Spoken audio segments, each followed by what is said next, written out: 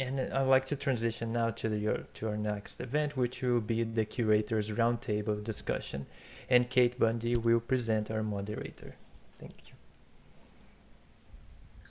Thank you so much. And yes, just a quick reminder that if your question did not get answered, we will be saving the chat after the event, and we have, we have the speaker's email, so we can get those questions to them and get you in contact so that you can get your answer. So, muito obrigada pela sua paciência.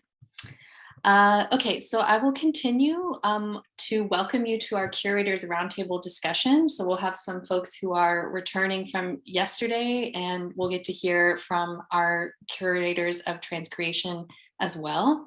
So I'll quickly introduce our moderator for today. Her name is Lara Bourdin, and let her explain the general format of the session.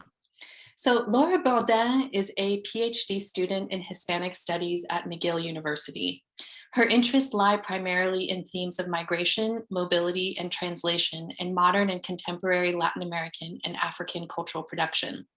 She holds an MA in Portuguese, Brazilian, and Luso-African Studies from Sorbonne Université, and an MA in Art History from the Université de Mont-Royal.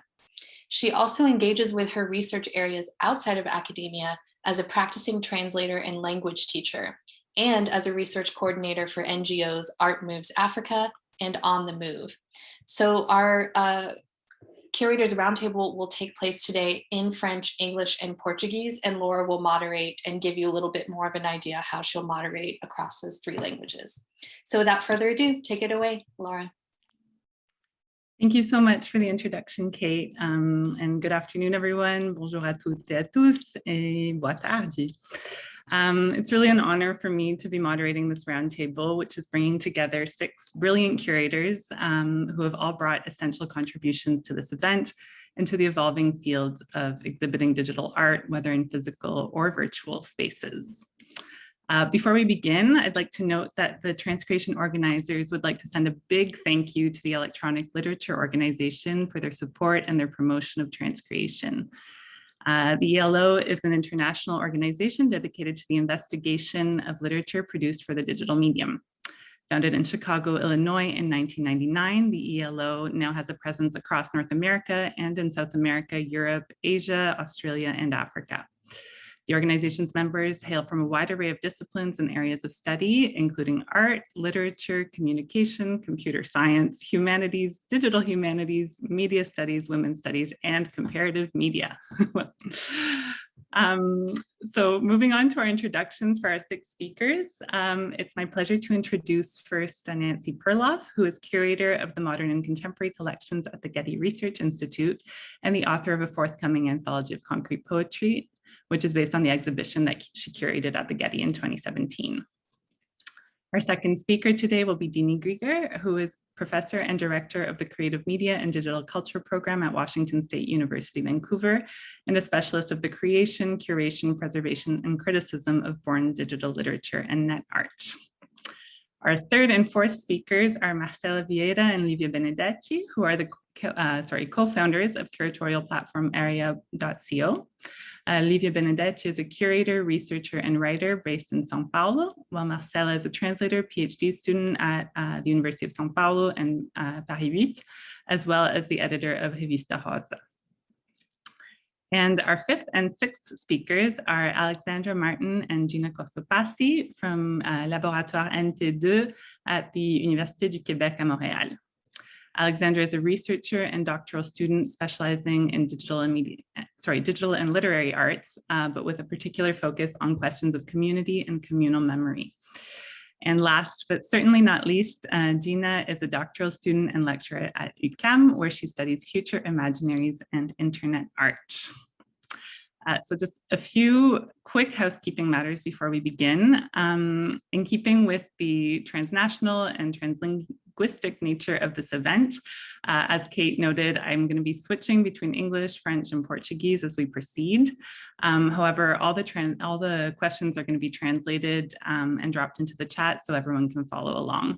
And as speakers, you're welcome to answer in the language of your choosing. So my first question will be addressed to all of you in 3 separate segments. Then moving forward, I'll have 2 other questions that are geared to you in groups of 3 and a final lightning round at the end. With time permitting, we'll take questions from the public in the last 5 or so minutes, and I hope we'll get to that. Please, to the audience, write those in the chat as we go along and tell us if you're directing them to a particular curator. Okay, I think that settles it for my housekeeping. So I'm going to move into our first question. So for this, I want to quickly give context to the word that gives this event its title, which is the concept of transcreation or transcreation, and was developed by Augusto de Campos' brother Haroldo in reference to the creative translation of literary works of world literature, an activity both brothers actively engaged in. So Haroldo de Campos defended translation as a creative rather than adaptive practice, one in which meaning and word are never separate, which means that a translated piece is effectively always a new piece of creative work. So for the first part of this question, I'd love to hear more about the inspiration behind the exhibition and the curator's connections to the de Campos brothers' works. So Marcela, Livia, how did your idea for a potential exhibition come to be based on Augusto de Campos' work? And how then would you have drawn on the concept of transcreation from his brother Haroldo? Oi, bom dia, Lara, e obrigada por organizar essa mesa. É muito importante para a gente falar das nossas motivações que inspiraram a exposição.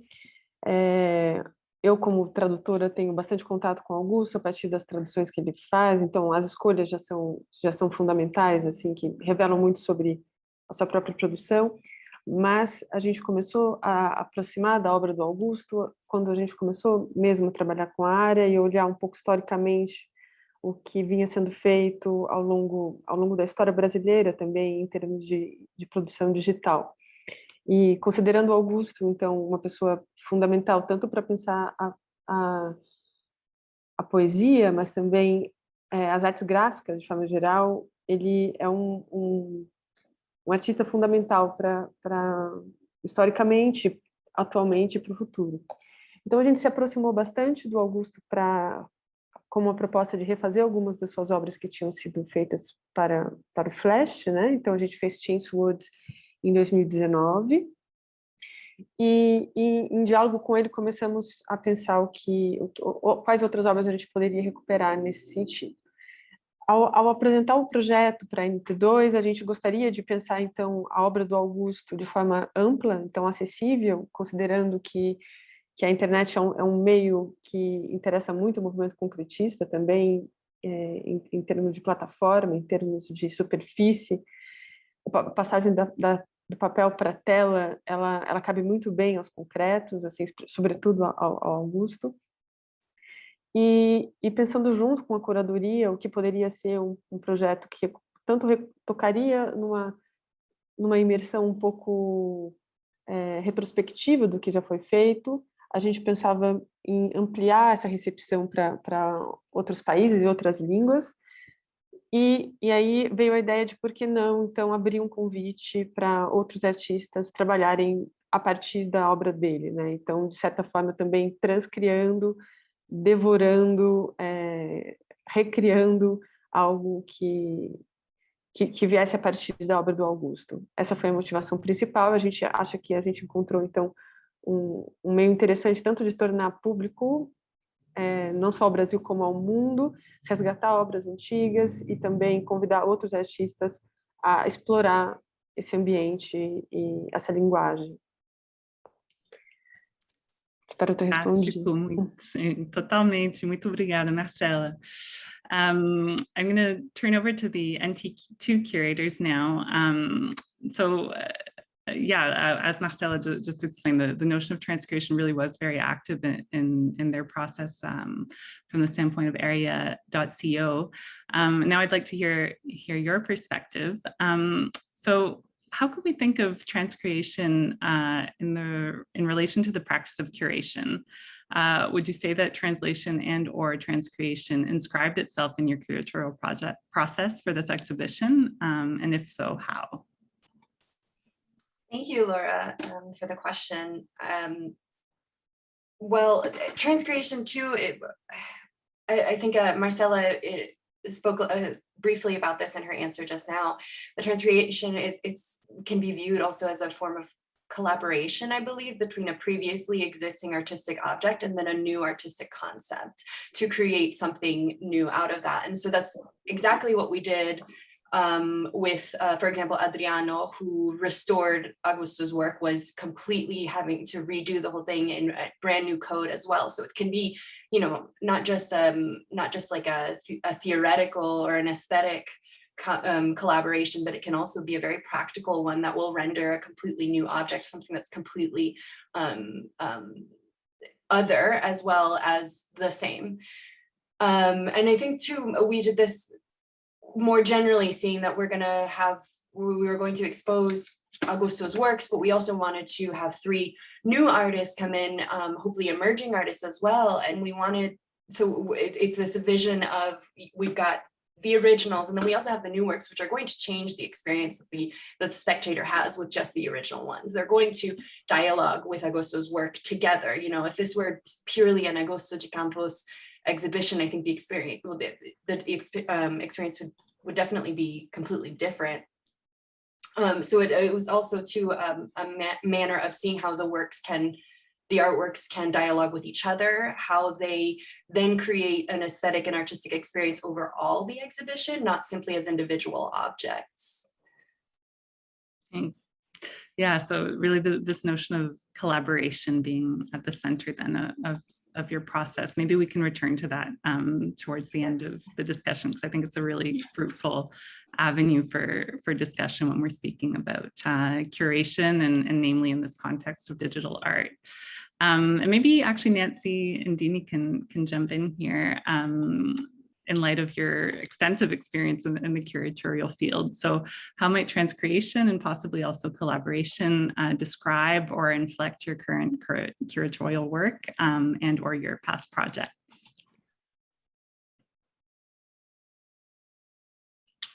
However you'd like to go. Dene, would you like to go first? I was just going to say that there's a really wonderful exhibition that was mounted by Jim Brown at Rutgers Camden. You might be familiar with him. What he's doing is he's taking works that are obsolete, and instead of trying to revive them into the same work in a new format, he's remixing them.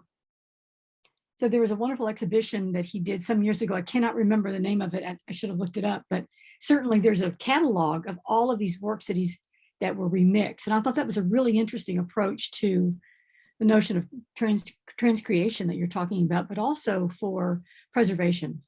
Like what happens, because every act of translation is an act of creation, it's an act of communication. We make something new every time. So it's within the purview of translation to have that flexibility, right? Absolutely.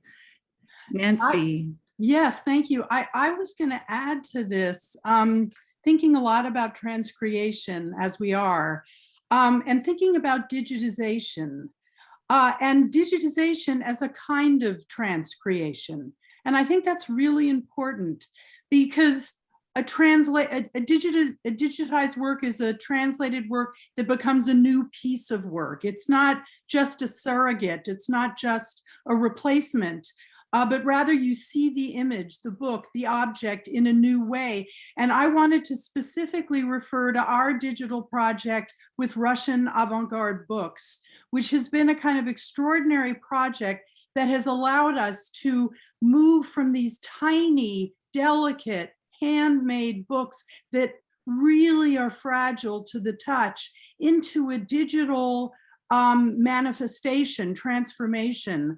And you can see these on the Getty website. I have some examples if we have a chance for a screen share, but these then become new forms that can be studied in terms of paper texture, in terms of the treatment of staples on the pages of the book, in terms of collage, in terms of rubber stamping, in terms of potato cuts. That Mirskonsa, World Backwards, is a quintessential example from 1912. So I would just really put forward the ways in which our digitization of the Russian avant-garde books was a kind of transcreation that then allowed us to create an interactive website in which the books actually move and talk to one another through placement of text, translation, transliteration, and so forth. May I add something about Lara, based on that comment? This is a brooch that was handmade by Sarah Smith. You can see the back of it. And this is a face of one of the characters in her 1991 science fiction hypertext called King of Space. Now it's completely obsolete now, that work, and we've done work to document it. But what we did for the next is we had one of our student artists 3D model this object, so that when you go to the next, you can actually manipulate that. You can see the there's like a representation, a transcreation of this physical object in the digital space that the visitor can manipulate with their hands. And we've done that with other objects that are art objects that have been donated to the ELO.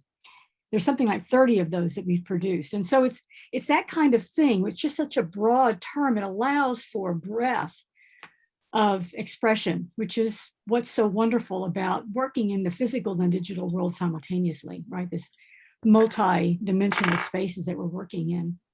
And I would just add the relationship to the spectator through the digital process becomes very different. Yeah. Leave it at that. Yeah.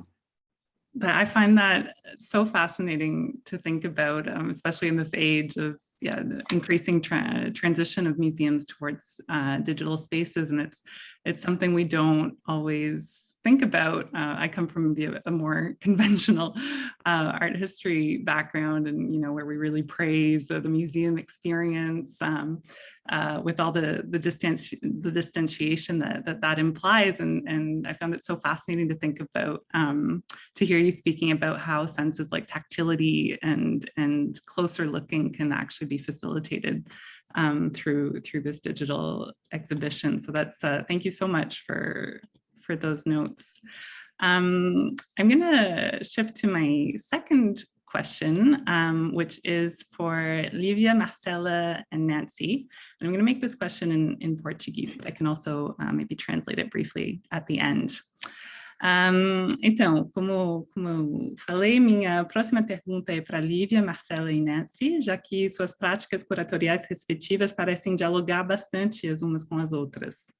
Nancy, você trabalha principalmente em espaços físicos, nos quais você expõe poesia concreta, digital ou digitalizada, enquanto Livia e Marcela, vocês têm trabalhado nos últimos anos com artistas que não têm uma prática propriamente digital, oferecendo seu apoio para pensar nas diferentes maneiras que essas práticas analógicas podem ser remediadas ou transcriadas online. Então, minhas perguntas para vocês são, de um ponto de vista talvez um pouco mais prático ou pragmático, existem materiais ou obras em particular que se prestam a uma exposição digital? E quais então se prestariam talvez mais a uma exposição híbrida, onde o espaço físico e o espaço virtual estão em diálogo? Como vocês negociam essas transferências entre o 2D, o 3D e as telas, considerando tanto o sentido das obras como a experiência do público? So just briefly in English, this next question addresses maybe more of the pragmatics of exhibiting works of art online, and tries to sort of riff off of the Nancy, Livia, Marcela's different perspectives on curatorial work. So my question was, what kinds of materials might lend themselves to a digital exhibition or to a hybrid one, where both the physical and the virtual spaces dialogue with each other? And also, even more practically speaking, how do you negotiate these transfers between 2D, 3D, and screens with an eye always to the meaning of the work, but also the audience's experience? So whoever would like to jump in first. Será que eu começo? Pode ser? Pode ser. Oi, Lara, obrigada. Bom, para começar, eu posso explicar um pouco da atuação do área e do nosso contexto de trabalho. A gente não exibe arquivos digitalizados ou registro de obras na área, como um online viewing room, por exemplo. a gente sempre comissiona trabalhos de artistas pensados a partir da internet, e que trabalhos que podem existir só ali. Até agora, a linha curatorial da área tem sido convidar artistas, então, que nunca trabalharam, nunca produziram para a internet, e que podem ter práticas voltadas, sei lá, para escultura, instalação, pintura, performance, são bem diferentes entre si. Claro, a gente acaba escolhendo artistas nos quais a gente enxerga um potencial, né, que eles podem se interessar pela internet, ou querer produzir uma obra para a internet. Pensando bem, talvez a maioria desses artistas sejam mais conceituais, né, sejam menos presos, por exemplo, a um suporte. Geralmente, então, nosso procedimento é fazer o convite para os artistas, depois seguir uma conversa super estreita com eles, né, eles confiam muito na gente, justamente nessa, não tradução, mas transposição da obra deles para a internet, né, para esse novo espaço. E a gente, então, convida, eles vão pensando numa ideia, e quando eles têm essa primeira ideia, o programador, o Adriano Ferrari, se junta na equipe para pensar em soluções tecnológicas, e aí a gente segue construindo o trabalho. Acho que seria legal a gente mostrar um projeto híbrido que o Área fez em 2020, quer dizer, 2019, que a Marcela vai mostrar aqui, que é um trabalho da artista Cíntia Marceli. E vale só mencionar, então, a gente está tratando aqui especialmente sobre Augusto de Campos, e a gente tem outros artistas que trabalharam o texto no nosso site, mas isso não é um imperativo. Os trabalhos vão para muitos lugares, geralmente. Esse que eu vou mostrar agora, coincidentemente, trabalha o texto, mas de outra forma. A gente convidou a artista Cíntia Marceli, então, em 2019, para fazer um trabalho. A gente já tinha feito uma edição com ela, a gente repetiu essa edição, e agora em parceria com uma instituição em São Francisco, no espaço de uma galeria. E a gente, então, fez um trabalho que era híbrido. A gente tinha uma plataforma, o site Área, ele se tornou o trabalho da Cíntia, inteiramente, como vocês sabem, alguns não, mas o site não tem nenhuma mediação, então ele se torna inteiramente o trabalho que está sendo exposto. E nesse trabalho completamente participativo, as pessoas poderiam colocar música, e essa música seria tocada para todos que estivessem ali acessando o site ao mesmo tempo. Para colocar música, eu vou fazer o procedimento, bastava copiar um link de YouTube e colar, e todo mundo que entrasse naquele momento no site ia participar dessa espécie de playlist coletiva.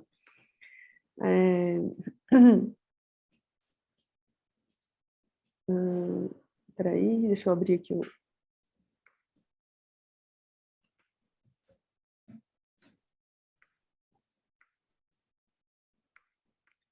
Então, ao entrar no site, a gente tinha, na verdade, essa primeira tela. Você tinha a opção português, inglês. Vou escolher português. Uhum. E você tinha os personagens que correspondiam aos mesmos personagens do livro A Morta, do Oswald de Andrade. Eu estou colocando aqui sem áudio, só para eu poder falar, mas eu vou colocar o áudio. Está tocando essa música do Caetano agora, Tigresa. Ao entrar no site, você ouvia essa música. Eu vou trocar de música agora. Vou escolher a Múmia. Vou escolher o link do YouTube de uma música do João Gilberto, por exemplo, que foi tratado ontem pelo Marcelo. Vou colocar Undiu, que é uma canção do João Gilberto. Colocava o link e colocava play. Automaticamente a música tocava e você tinha uma espécie de correspondência de diálogos. Mas eu poderia trocar novamente. Né? E isso virava uma espécie de cacofonia de várias pessoas colocando música ao mesmo tempo, mas às vezes tinha poucas pessoas e tinha realmente um diálogo em que as pessoas esperavam para a próxima. E também quem passasse um tempo explorando o site entendia que essa motivação em relação às músicas também poderia ser da ordem dos títulos das músicas. Então eu poderia responder a uma pergunta do personagem, né? E você ia trocando de música cada vez. A gente apresentou esse projeto, então, no CCA de São Francisco. E a gente, aqui, eu vou compartilhar com vocês, porque nessa apresentação que a gente fez junto com eles, a gente fez um espaço físico. Então, bastava você acessar o site pelo celular ou pela essa espécie de cabine que a gente fez reproduzindo um tipo de gravação de música, então, de um ambiente de gravação de música. Você tinha um espaço que a gente fez, que a Cíntia fez bem mínimo, e a cada vez que a música tocava, as luzes mudavam de cor. E os personagens, eles acendiam a luz ao mesmo tempo. E a peça original do Oswald de Andrade tem 3 atos, então a gente está aqui nesse caso, a gente estava no ato 2, porque cada ato teve um período de tempo, alguns dias, e a gente ouvia instantaneamente, assim que uma música era trocada no site, a música tocava no ambiente, o personagem assumia, ficava aceso e a luz trocava de cor. Então, essa cabine toda reproduzia esse ambiente de gravação de música. Esse lugar é o CCA Watts Institute, em São Francisco. E as pessoas tinham computadores disponíveis para manipular o site, mas isso poderia ser feito de qualquer lugar. Então, teve uma frequência, no caso, qualquer pessoa do mundo poderia participar do trabalho, mas ele estava ocorrendo fisicamente nesse espaço do Watts Institute. Meu Deus, tá realmente fascinante essa obra. Acho que a gente provavelmente poderia passar o resto da hora só explorando esse espaço multissensorial, né? E Lara, ele tinha uma dinâmica interessante, que você também poderia estar numa mesa de jantar com amigos e trocando a música no site. Então, esse ambiente comum, onde todas as pessoas poderiam trocar de música, quando terminou o trabalho, a gente ficou muito carente dele, assim. Parece que ficou faltando um tipo de trabalho assim. Mas essa é uma das edições, a gente está na 34ª agora, eu acho. Mas essa foi uma que teve desdobramento no espaço expositivo. Super, muito obrigada, Marcela. So as I was saying, I think we could all spend the rest of the hour just exploring that one exhibition. It's truly fascinating. But Nancy, I wanted to invite you to respond to this question about what sorts of materials you think might lend themselves particularly to a digital exhibition and or a hybrid one, and how you negotiate these transfers between 2D, 3D, and yes. Thank screens. you, Lara. That's an excellent question and a very provocative one that I will try to be succinct in my answer. We specifically curated at the Getty Research Institute in Los Angeles, we curated an exhibition on concrete poetry, which was called Concrete Poetry, Words and Sounds in Graphic Space, which you can find online.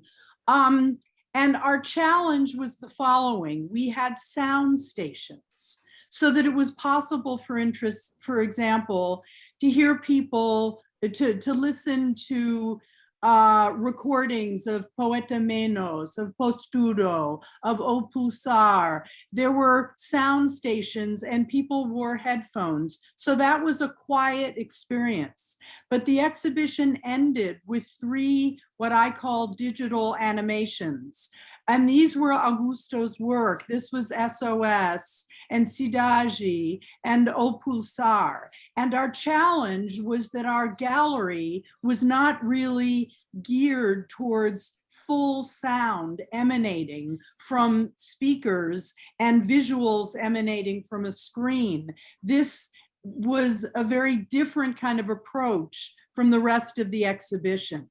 The rest of the exhibition was objects, scores, 3-dimensional objects, examples of concrete poetry. We had a whole section on Black Box where we included as many of the poems that it's Walter Wright, yes, has talked about so interestingly, and that's a fascinating work. We also included Poemobiles, but for the digital animations, we had this challenge of, do we want the sound to permeate the gallery in such a way that you'll hear it in other parts of the gallery? Or do we want to decrease the volume in such a way that people have to approach close and listen and cram their ears to hear as much as they can. So the other point, of course, we thought about headphones. We thought, well, maybe we'll use the digital animations and we'll have headphones. But what we ended up with was not that. It was a dispersal, but what you call a sound cloud. And the sound cloud essentially meant that if you stood under a particular kind of microphone system or speaker system, you could hear the music very, very clearly. And as you moved away, you heard it less vibrantly. And that worked pretty successfully, but I would say we still have a lot to go with how we curate hybrid exhibitions, but I think they're still very, very important. The objects, the animations need to come together in some creative way. My goodness, yes, such a fertile field for exploration. Thank you so much, Nancy, for that answer. Je vais passer au français maintenant pour ma troisième question, qui s'adresse donc plus particulièrement à Alex, à Gina et à Dene, qui travaillent toutes dans le champ de l'art et de la littérature hypermédiatique ou native de l'Internet. Donc, tout d'abord, et en écho à la conférence plénière de Dene, j'aimerais vous entendre brièvement sur les défis particuliers qui sont associés au commissariat d'exposition en ligne. Des défis qui, on le sait bien, je crois, peuvent aller de la sélection des œuvres jusqu'à leur préservation. Et peut-être aussi, j'aimerais qu'on aborde, si possible, disons, l'éléphant proverbial dans notre salon virtuel, à savoir ce que représente le fait d'être dans un appel Zoom, de connecter commissaires, chercheuses et chercheurs de partout dans le monde pour discuter de production artistique en ligne. Si les expositions virtuelles ne sont pas du tout un phénomène nouveau, force est tout de même de constater qu'elles ont gagné un terrain très considérable au cours de la dernière année, pour des raisons qu'on connaît très bien. Est-ce que cette intensification numérique a changé, voire même transformé votre pratique ou sa pertinence? Et si oui, comment? So yes, maybe this question will be for Dene, Gina et Alex. Merci, Lara. Je vais répondre en français pour m'assurer du trilinguisme de cette conférence. Donc, en fait, l'un des premiers défis, je crois, on l'a évoqué plus tôt, c'est la question de la collaboration. La nature collaborative des expositions en ligne est particulièrement, à mon sens, exacerbée parce que la nature des expertises des personnes qui prennent part à l'organisation de l'exposition est très singulière et parfois très nichée. Le commissaire n'est pas nécessairement un programmeur ou un développeur web. Et puis, la collaboration aussi, puis je pense que ça revient à la conférence de Dene, c'est aussi une collaboration avec la machine, donc avec la technologie, une technologie qui induit des manières de faire, qui induit des manières de voir et puis d'interagir avec les interfaces. Puis ce dialogue-là avec la dimension technologique est extrêmement importante, puis c'est vraiment elle, un peu en écho à la mise en espace physique, hein, où l'espace va déterminer un peu le type de navigation ou le type d'expérience. Quand on fait du commissariat en ligne, c'est vraiment la technologie, en fait, puis les possibles qu'ils offrent ou pas selon le budget, les compétences, l'expertise. Puis je dirais les autres défis, puis là, ça va peut-être répondre à Eduardo. I would love to, maybe I can answer in English for you, Eduardo, because it answers your question in the chat about accessibility. And so I think this is another challenge of online curatorship is accessibility to, well, widely to the interface, but especially to create intuitive navigations within the piece. And for that to happen, you have to test, well, from my experience, you have to test the interface a few times because accessibility can concern, well, more basically access to the computer, but also legibility of the interface in terms of our nos horizons d'attente et nos habitudes, our habits online. So, and so beforehand, you really have to determine what is your your public, who is your audience, you know, and so that will really determine how will you manage this equilibrium between making a really interesting and maybe more challenging exhibition online, where it challenges your habits and your ways of seeing, and its legibility and the different ways to access the pieces within the online space. And so there's been plenty of different proposals in the past from curatorship, whether it's like reconstructing a 3D space to emulate those kinds of physical exhibition, or going in all out with innovation and what the digital space can offer with its objects. And I guess one of the final challenges right now, and you addressed that, Lara, is l'intensification numérique and this fatigue, you know, this like la fatigue écranique, or this virtual fatigue. And so one of the challenges of, I guess, online curatorship is also to retain that attention and to create that distance, you know, like when you go into a physical exhibition, people go in a space and they have like, they know that they have to contemplate, or there's a rhythm imposed by the physical exhibition. When you're in an online space, your experience of the web is never divorced from the experience of the exhibition. And so you have to create that kind of break, whether it's by establishing another rhythm of navigation, or making that space visible and known, you know what I mean? Maybe that wasn't well expressed in English, but... fait que je dirais que c'est ça. Puis sans compter l'aspect environnemental aussi, je crois, des technologies numériques qui consomment beaucoup d'énergie et tout ça. Donc, il y a aussi des nouveaux défis quand on a une conscience éco-critique puis qu'on travaille sur le web. Donc, ça, je dirais que c'est this is where my reflection goes now. It's like how to navigate this really intense, environmentally intense environment. So that's my take on it.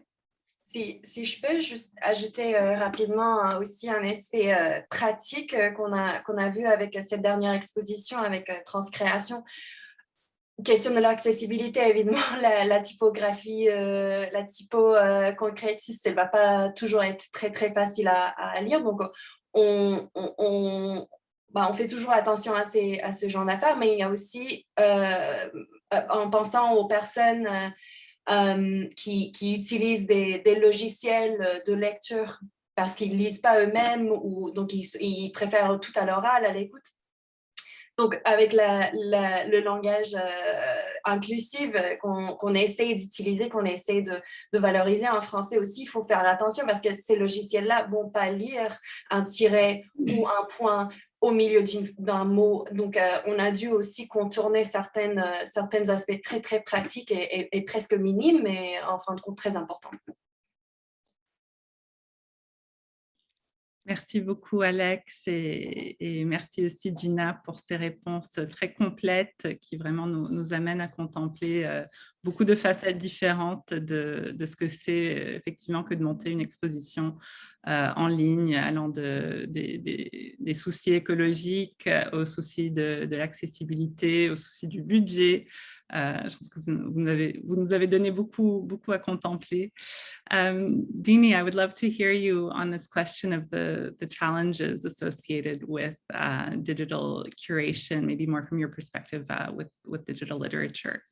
And also if you wanted to bounce off of this idea of the digital intensification of the last years and the particular challenges that this may bring.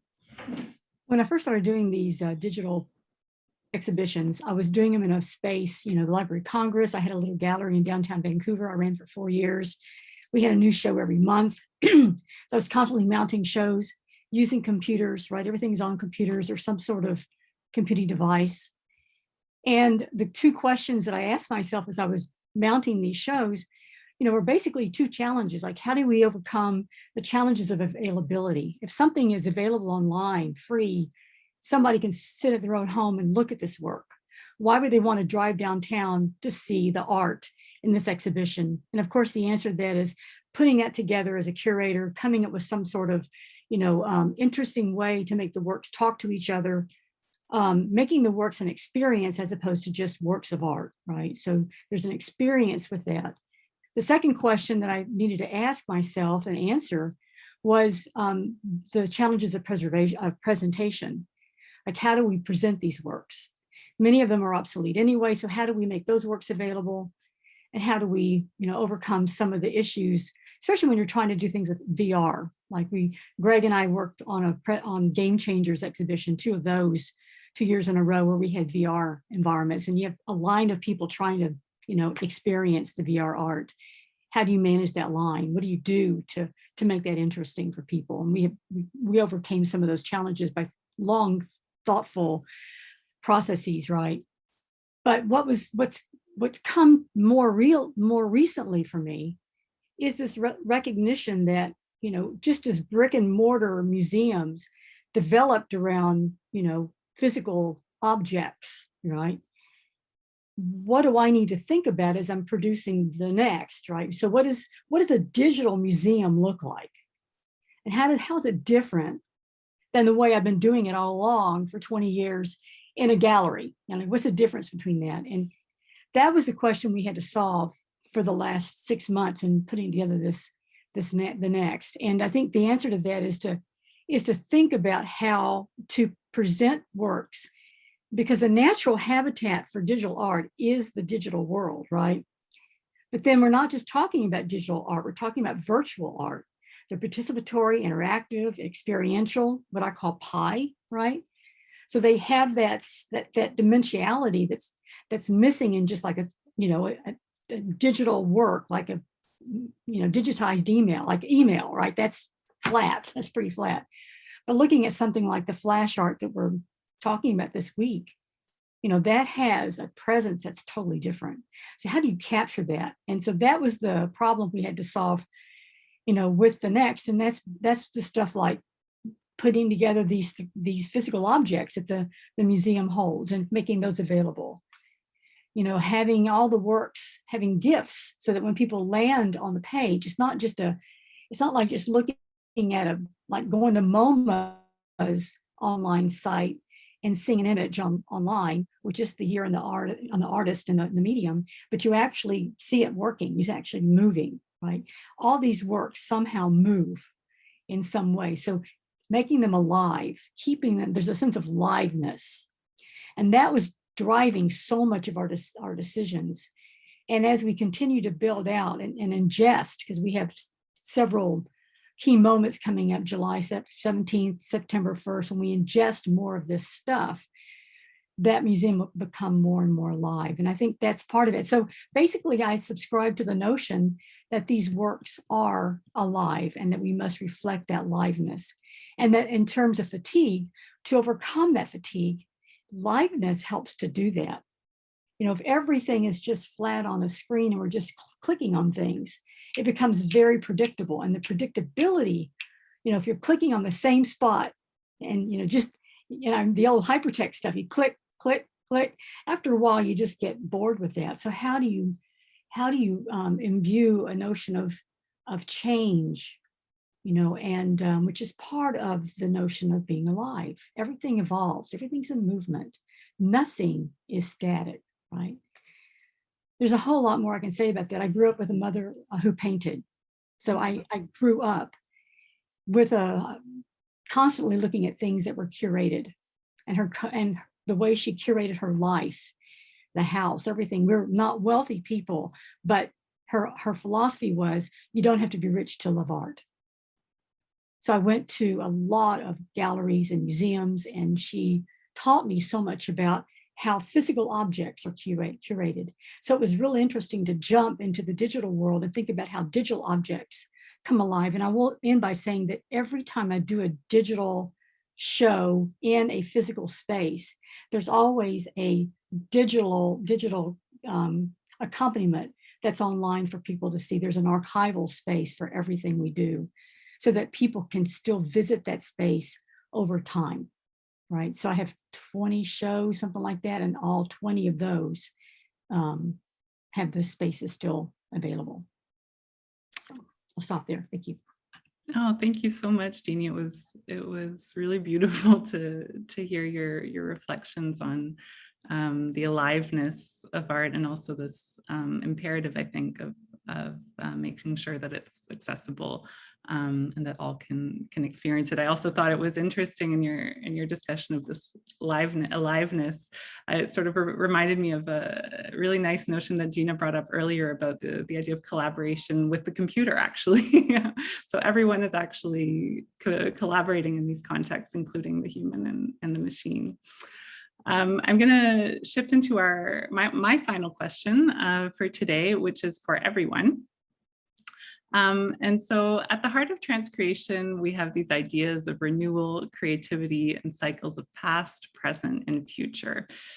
When we think of e-lit, digital art, and online art, we're inevitably thinking of the past and present, as I think we've seen thus far, but also, and very crucially, about the future. So I'd like to invite you all for a bit of a speculative exercise here. If you look 10 years ahead, what do you think, who do you think will be accessing digital art, and how? Will the web space be the same, or should we expect an altogether unrecognizable landscape? What are some of your hopes or some of your concerns as well for the future of curatorship in the field of digital art, incorporating digital media into physical exhibitions? Então, estou convidando a gente a pensar no futuro agora, e a fazer um pouco de exercício especulativo. We don't have a ton of time, so I'm going to ask you guys to keep your answers short and maybe punchy. And so whoever would like to go first. Eu posso, Nancy, go ahead. Oh, I'll keep this short. This is just kind of an interesting challenge that my institution, the Getty, is facing in terms of future exhibitions. And it has to do with the extent to which we focus on our own collections. We have always had a real mission and mandate that our exhibitions are special and different, let's say distinctive, because everything is really drawn from the collections. That means rare books, that means rare photographs, manuscripts, artist letters, archives, photographs, and so forth. However, as we shift to a more digital world where loans need not come physically, normally if there is a loan to enhance the exhibition, it comes physically and we borrow it and we preserve it and we take care of it. But if we were to make the loans digital, it would open up a lot in terms of what we could do and what our breadth and scope should be. And it would shift that emphasis from the collections themselves to a broader story, a broader history, a broader kind of relationship between collection images that are objects and loan objects, which add their own story. So just to leave it at that. Wonderful. Thanks so much, Nancy. I think Marcela. Dene, maybe. Oh, Dene, sorry. Whoever would like to go first. I would love to just follow up with Nancy, because I think she's really on to what we're thinking too, because during the pandemic, we couldn't go to any museums. I couldn't even get anything out of the Ransom Humanities library because no one was there, and they don't share things unless you're physically present. In America, we're having a hard time getting travel money as scholars to even go somewhere, to have the money to go to the Duke Rubenstein Library, right? And to get things. So what we were trying to do with the next is build a space that didn't require travel. It doesn't require you to contact me to get information. You can go right to the site and get that information. And that's important because two things. First, people can't travel so much anymore. There's not as, and there's climate issues involved with travel by jets now. We're considering that. But also the thing that I find interesting is my students don't go to museums. They don't go to museums. They don't go to libraries. I can't get them to go to the library. Even if I sign it, they won't go. So what does that mean for the future of museums? For people like me, that just breaks my heart, right? But I can't get my students to do that. So how do you do that? So we're shifting our thought with the notion that, the game world is where they go. They're on Steam, they're doing Twitch and all these things. So integrating that kind of work into that, which is electronic literature, a lot of it, into what we're doing, and make those experiences, these collaborative experiences where you have Twitch and Twitch kind of events in a space like the Next.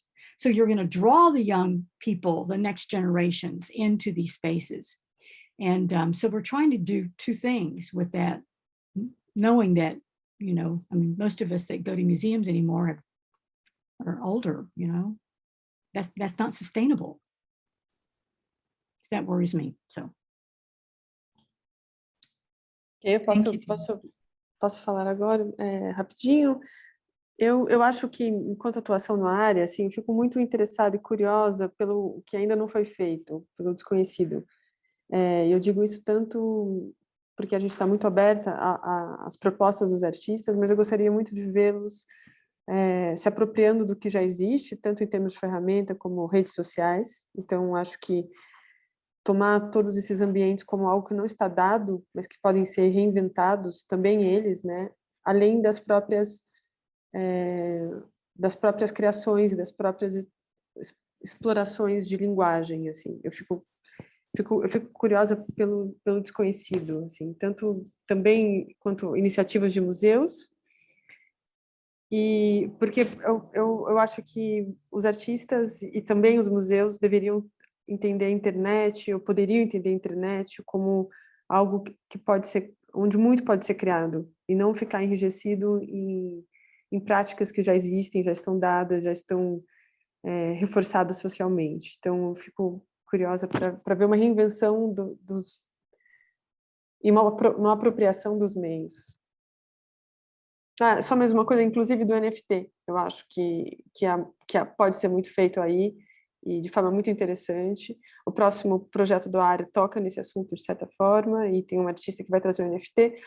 Então, eu também fico curiosa para saber como os artistas respondem a isso e, consequentemente, as instituições, mas isso é um longo assunto. Acho que eu posso complementar, então, em português. Sobre o futuro da arte digital, acho que ele já foi bastante acelerado pela pandemia recente, e isso fez com que as instituições de arte, de repente, se deram conta, né, de que tem uma potência muito grande ainda para ser explorada na internet, né, como um espaço também um espaço para arte, e acho que isso abre bastante portas para quem vem trabalhando com isso, mas acho que ainda tem muitos desafios para enfrentar, como institucionalmente, pensando em arte, como a efemeridade da mídia digital, pensar a conservação das obras, tanto em termos de software, de hardware, e principalmente em termos conceituais, de entendimento desses trabalhos. Acho que é isso. Obrigada, Livia. Alex e Gina. I actually am thinking of something that Gina said earlier too about curating with a sensibility towards the cultural and digital literacy and comfort of your spectator with the object, right? And I don't just mean that in a digital sense. Every curator has to think about that. But as we're moving into even a further generation of digitalization, I suppose I wonder, and I'm also excited to see the way that curators will and artists will combat that loss of the sublime that a spectator may have for its object. And like a really common example that sometimes I use in courses is like when a North American goes to Europe and the banality of ancient ruins for Europeans, whereas for us walking past it, sometimes you're like, this was built in the 1200s. How can you not be in awe every time you walk past it? How are we going to be able to continue to recreate that and maintain that for audiences who are becoming more and more comfortable with the web, but also becoming more and more comfortable creating, even more than they are now. Now, a lot of people are creating on platforms that were designed for people to create. But I think then we're going to move into even more agency and even more independence from individual users. And how do you get them excited about it? Bon, je vais terminer.